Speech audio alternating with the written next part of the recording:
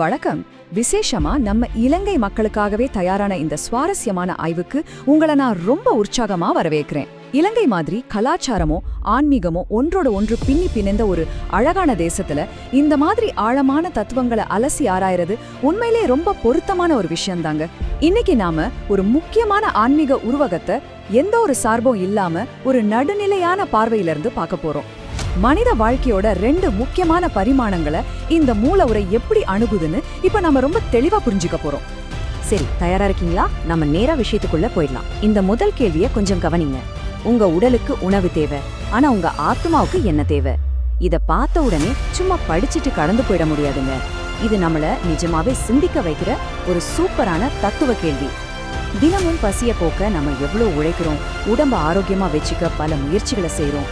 ஆனா நமக்குள்ள இருக்கிற அந்த அக உலகத்தோட, அதாவது ஆத்மாவோட பசிய நம்ம எப்படி தீர்க்கிறோம்? கொஞ்ச நேரம் இந்த கேள்வியை உங்களுக்குள்ளேயே கேட்டு பாருங்க. இந்த கேள்விக்கான விடையை தான் இந்த உரை நமக்கு விளக்க போகுது. முதல்ல இதோட மைய கருத்து என்னன்னு பார்க்கலாம். இந்த மொத்த ஆய்வுக்கும் ஒரு அஸ்திவாரமா இருக்கிற அந்த மைய கருத்து இதுதான். பல நூற்றாண்டுகளா பலரும் படிச்சு தியானிச்ச ஒரு ஆழமான வாக்கியம். இயேசு சொல்றாரு, மனுஷன் அப்பத்தினாலே மாத்திரமல்ல, தேவனுடைய ஒவ்வொரு வார்த்தையினாலும் பிழைப்பான். இப்போ இதுல ரொம்ப சுவாரஸ்யமான ஒரு விஷயம் என்ன தெரியுமா? அந்த மாத்திரமல்ல அப்படிங்கிற ஒற்றை வார்த்தை தான்.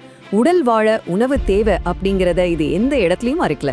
மாறா அது மட்டும் ஒரு மனுஷனுக்கு பத்தாது அப்படிங்கிற ஒரு கூடுதல் பரிமாணத்தை ரொம்ப அழகா இங்க முன்வைக்குது. இதுதான் அடுத்தடுத்து நம்ம பார்க்க போற கருத்துக்களுக்கான திறவுகோல். சரி, இப்போ அடுத்ததா உடலோட தேவை என்னன்னு பார்ப்போம். இந்த உரை எடுத்தோன்னே ஒரு பெரிய தத்துவத்துக்குள்ள போகாம நம்ம எல்லாருக்கும் தெரிஞ்ச, நம்ம தினமும் அனுபவிக்கிற ஒரு யதார்த்தமான உண்மையிலிருந்து தொடங்குது. அப்பம் உடலுக்கு வாழ்வை கொடுக்கிறது அப்படின்னு அது ரொம்ப தெளிவா சொல்லுது. இங்க அப்பம் அல்லது உணவு அப்படிங்கிறது மனுஷனோட உயிர் வாழ்வையும் அவனோட உடல் சார்ந்த தேவைகளையும் குறிக்கிற ஒரு பிரம்மாண்டமான குறியீடு.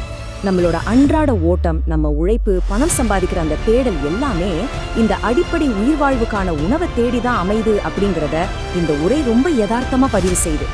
இப்போ இது எப்படி இன்னும் ஆழமா விரியுதுன்னு பார்க்க அடுத்த பகுதிக்கு போவோம். அதாவது ஆத்மாவின் பசி. வெறும் உடல் சார்ந்த உயிர் வாழ்வுல இருந்து மனுஷனுக்குள்ள இருக்கிற அந்த ஆத்மாவோட ஆற்றலுக்கு இந்த உரையை போட்ட கவனத்துக்கு இருக்குது.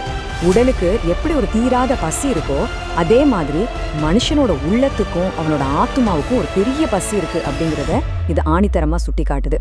அதனால இதுல இருக்கிற மிக முக்கியமான குறிப்பு என்னன்னா, தேவனுடைய வார்த்தை ஆத்மாவுக்கு ஜீவனை கொடுக்கறது அப்படிங்கிறது தான்.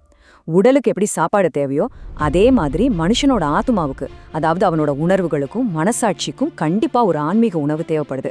அந்த ஆன்மீக உணவை தான் இந்த உரை தேவனுடைய வார்த்தை அப்படின்னு அடையாளப்படுத்துது. இதுதான் மனுஷனோட அக உலகத்துக்கு நிஜமான உயிர்ப்பையும் அமைதியும் தருதுன்னு இந்த தத்துவம் ரொம்ப ஆழமா முன்வைக்குது. இந்த மைய உருவகத்தை இது எவ்வளவு சிறப்பா விளக்குதுன்னு பாருங்க. இந்த நேரடி ஒப்பீட்டை கொஞ்சம் கவனிங்க. ஒரு பக்கம் அப்போ அது உடலோட வாழ்வு, இன்னொரு பக்கம் தேவனுடைய வார்த்தை அது ஆத்மாவோட வாழ்வு. ஒன்னு பௌதிக தேவையையும் இன்னொன்னு ஆன்மீக தேவையையும் அப்படியே நேருக்கு நேரா சமன் செய்யுது. ஒரு மனுஷன் முழுமையடையணும்னா இந்த ரெண்டுமே சம அளவுல தேவை அப்படிங்கறத ஒரு தராசு தட்டு மாதிரி நிறுத்தி இந்த உரை ரொம்ப தெளிவா காட்டுது. மனுஷன் வெறும் சதையால ஆணவம் மட்டும் கிடையாது, அவனுக்குள்ள ஒரு ஆழமான ஆன்மீக தேடலும் இருக்கு அப்படிங்கறத இது கண்முன்னாடி கொண்டு வருது.